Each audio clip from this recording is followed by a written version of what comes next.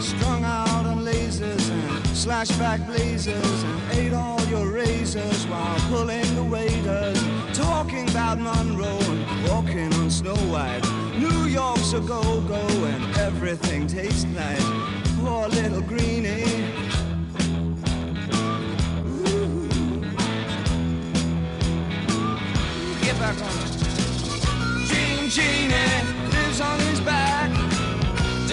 Gene loves chimney stacks. His outrageous, he screams and he moans. But Gene, let yourself go.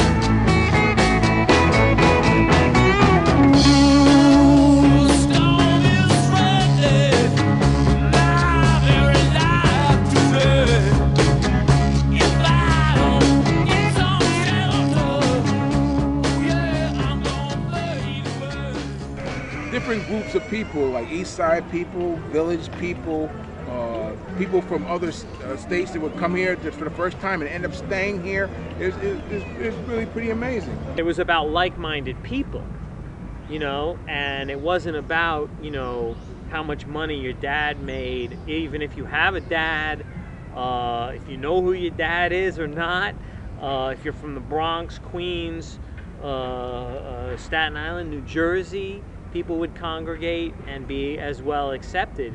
You know, there was some criteria. I mean, you know, I think we gravitated towards others who had kind of a peace-love thing with a bit of a cynical edge. You know, if anybody thought we were like granola eating, Birkenstock wearing, you know what I'm saying?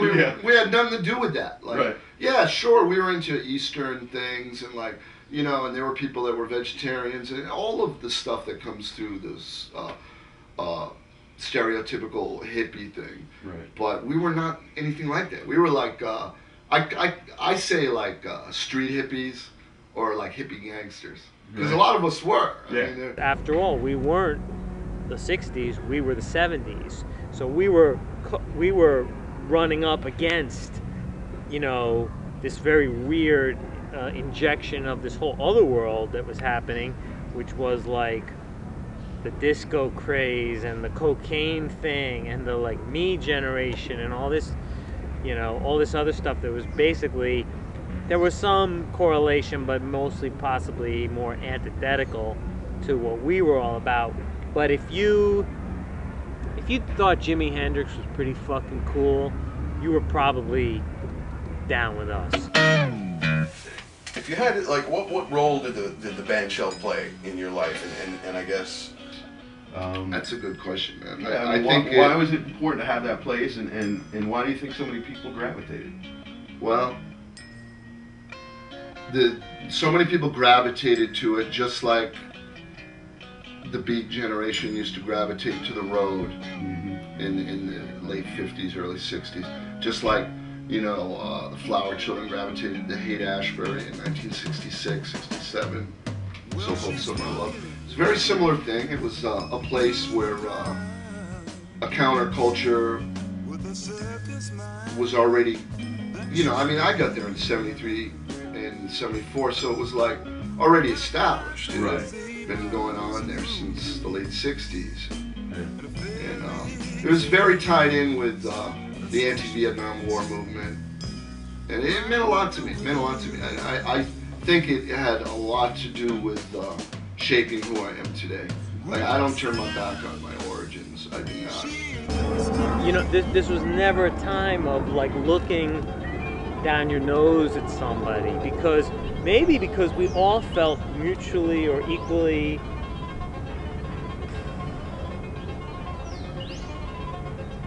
forgotten or like without a place. I mean, there was, for instance, there was an inordinate amount of kids on the scene from divorced family. I don't know what the divorce rate was among middle and upper middle class Manhattan families in the 70s, if there was some spike. I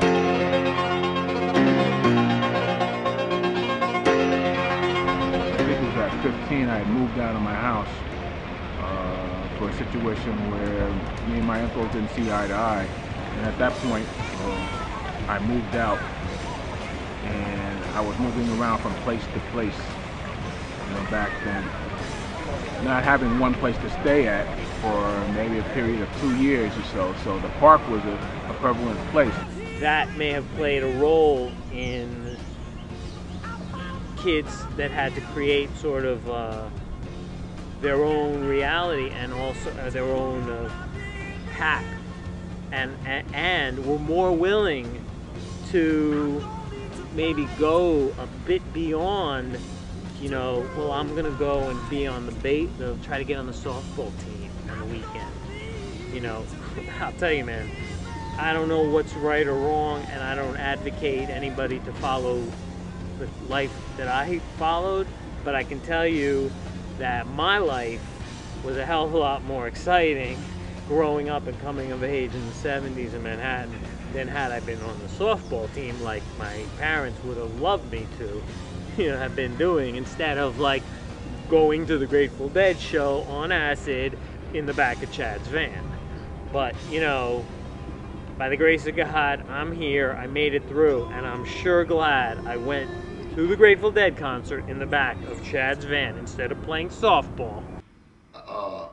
I was very influenced by the Bandshell scene, by the writers that hung out on at the Bandshell, and it lived on the Upper West Side in general. Guys like Ali, Coca 82, all soul artists.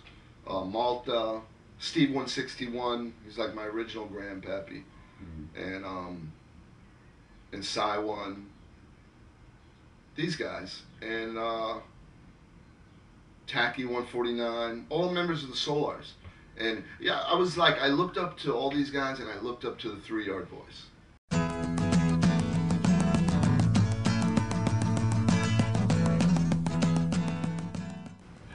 When we were hanging out at the Bandshell, there was a lot of, I guess, crossover between two sort of, well, a lot of crossover between the skateboarders and the graffiti artists. Oh yeah, man. Were you ever like a big boarder? Oh yeah, man, big time. Like, oh man, I was like really into skateboards from like 12 to maybe 18, and I'm from the days like when they were first starting to put out like decent skateboards, you know, like early in the 70s. Yeah, wheels. Exactly. We had Roadrunner wheels. Right. This was before the Kryptonics. We had Roadrunner 4s and Bennett trucks, and the boards were made by surfboard companies exclusively.